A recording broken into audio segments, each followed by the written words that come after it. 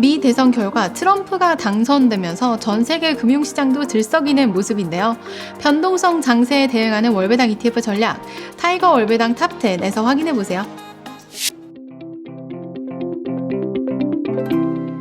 안녕하세요. 타이거 ETF 김수정입니다. 치열했던 미국 대선이 막을 내렸습니다. 정치적 불확실성이 해소된 미국 증시는 대선 직후 강세 랠리를 이어가고 있는데요. 하지만 트럼프 신행정부로 넘어가는 과도기 동안은 여전히 등락이 반복될 것으로 보입니다. 이런 상황에서 관심을 받는 것은 역시나 월배당 ETF죠.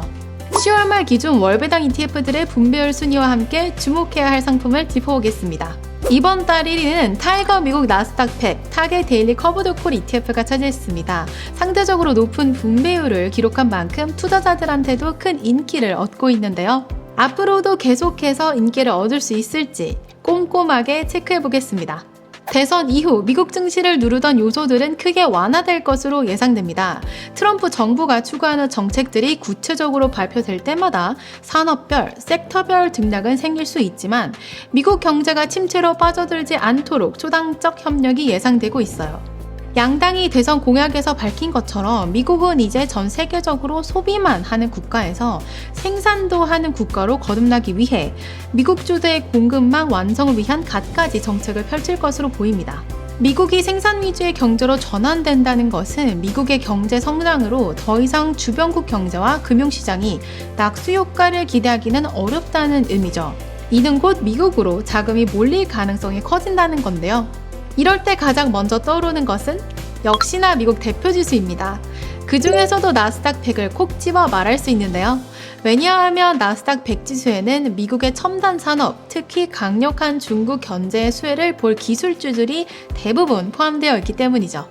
나스닥 100 지수에 투자하는 상품은 다양하지만 그 중에서도 타이거 미국 나스닥 100 타겟 데일리 커버드 콜 ETF를 손꼽을 수 있습니다. 이 상품은 미국 나스닥 100 지수 성장을 약 90% 따라가면서 월배당까지 지급하는 상품이잖아요. 트럼프 정부가 안정화되기까지 생길 수 있는 변동성에 대응하면서 월 분배금까지 받을 수 있으니까 앞으로도 꾸준한 인기가 기대됩니다. 10월 분배율 2위는 타이거 미국 30년 국제 커버드 콜 액티브 ETF가 차지했습니다. 분배율 역시 높은 수준인데요. 트럼프 당선으로 채권 시장이 출렁이고 있다는 소식이 연일 보도되고 있습니다. 여기에 미국 고용, 물가 등의 경제 지표들이 강하게 나오면서 30년 국제 금리를 올리고 있는데요. 하지만 트럼프 정부가 들어서고 금리가 정상화 궤도에 올라서면 국채 금리가 떨어지면서 채권 가격이 상승할 것으로 기대할 수 있어요. 연준 또한 11월 FOMC에서 기준금리를 0.25%포인트 추가 인하하면서 완화적인 통화 정책을 지속할 것이라고 밝혔고요. 타이거 미국 30년 국채 커브드 콜 액티브 ETF는 금리 하락 가능성에 베팅을 하면서도 불확실성에 대한 대응책인 월배당을 지급하는 상품이니까 관심을 가져보셔도 좋을 것 같아요. 월배당 ETF에 대한 궁금증, 이번 달엔 어떤 궁금증인지 알아볼까요?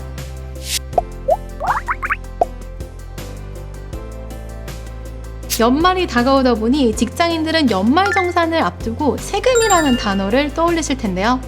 금융상품의 경우 매매 차익은 물론 이자나 배당 소득에 대해서도 세금이 부과되죠.